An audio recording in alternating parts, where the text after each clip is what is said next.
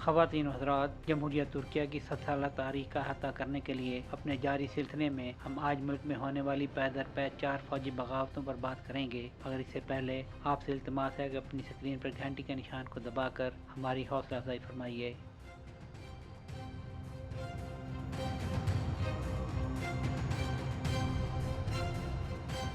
ترکیہ کی پہلی فوجی بغاوت فوج کے اس خدشے کا نتیجہ تھی کہ ڈیموکریٹک پارٹی سیکولر ترقی پسند کمال اس ریاست کے اصولوں کو خطرے میں ڈال رہی ہے۔ 3 مئی 1960 کو فوج کے کمانڈر جنرل کمال گرسل نے سیاسی اصلاحات کا مطالبہ کیا اور جب ان کے مطالبات نہ مانے گئے تو انہوں نے استعفیٰ دے دیا، جس پر 27 مئی کو فوج نے بغاوت کر دی اور فوجی جنتا نے جنرل کمال گرسل کی قیادت میں 38 رکنی قومی اتحاد کمیٹی قائم کی، جبکہ ڈیموکریٹک پارٹی کے تمام لیڈروں کو قید کر دیا گیا۔ قومی اتحاد کمیٹی کا اصل کام ڈیموکریٹک پارٹی کو ختم کرنا اور نیا آئین تیار کرنا تھا۔ خاطر خواہ صفائیاں ہوئیں، 5000 افسران و ملازمین اور 260 جرنیلوں میں سے 235 کو برطرف یا ریٹائر کر دیا گیا۔ ستمبر 1960 میں ڈیموکریٹک پارٹی کو ختم کر دیا گیا۔ 601 ڈیموکریٹس کو باسفورس کے چھوٹے سے جزیرے پر بدعنوانی، غیر آئینی حکمرانی اور اعلیٰ غداری کے الزامات میں مقدمے کے لیے لایا گیا، جن میں سے 464 کو مجرم قرار دے دیا گیا۔ وزیر اعظم عدنان مہندرس سمیت 3 سابق وزراء کو پھانسی دے دی گئی، جبکہ 12 دیگر کی سزائے موت کو بعد میں عمر قید میں تبدیل کر دیا گیا۔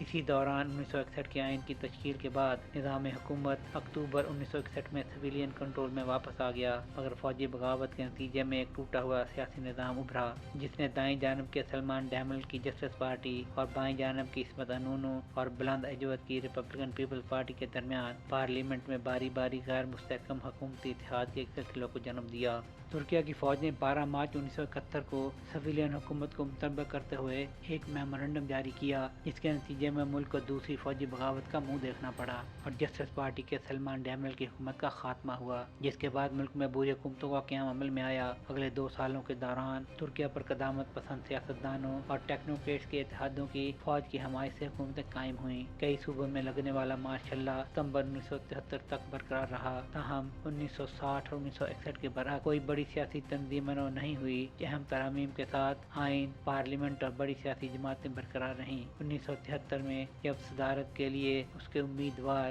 ریٹائرڈ جنرل فاروق گلرل کو پوری طرح سے شکست ہوئی تو فوج بائرکو میں واپس چلی گئی۔ 12 ستمبر 1980 کو جنرل کینان ایورن کی سربراہی میں جمہوریہ ترکیہ میں تیسری فوجی بغاوت ہوئی، جو 1983 کے عام انتخابات کے ساتھ بتدریج اپنے منطقی انجام تک پہنچی۔ 2 سالوں کے اندر فوج نے ایک متنازع ریفرنڈم کے نتیجے میں نئے آئین کی منظوری اور کینان ایورن کے صدر بننے پر اقتدار سویلینز کو واپس کر دیا، تاہم 1982 کے آئین کے ذریعے اپنا قریبی کنٹرول برقرار رکھا۔ یک جماعتی سیاسی نظام کے تحت وزیر اعظم ترگت اوزال کی مدرلینڈ پارٹی 1983 سے 1999 تک برسر اقتدار رہی، جبکہ اسی دوران ایوران بھی صدر کے عہدے پر براجمان رہے۔ 15 جولائی 2016 کو ترک مسلح افواج کے اندر ایک دھڑے نے، جسے پیس ایٹ ہوم کونسل کے نام سے منظم کیا گیا تھا، حکومت اور صدر رجب طیب اردوان سمیت ریاستی اداروں کے خلاف بغاوت کی کوشش کی، لیکن حکومت کی وفادار فوج اور شہریوں کی جانب سے اسے ناکام بنا دیا گیا۔ کونسل نے سیکولرزم کے خاتمے،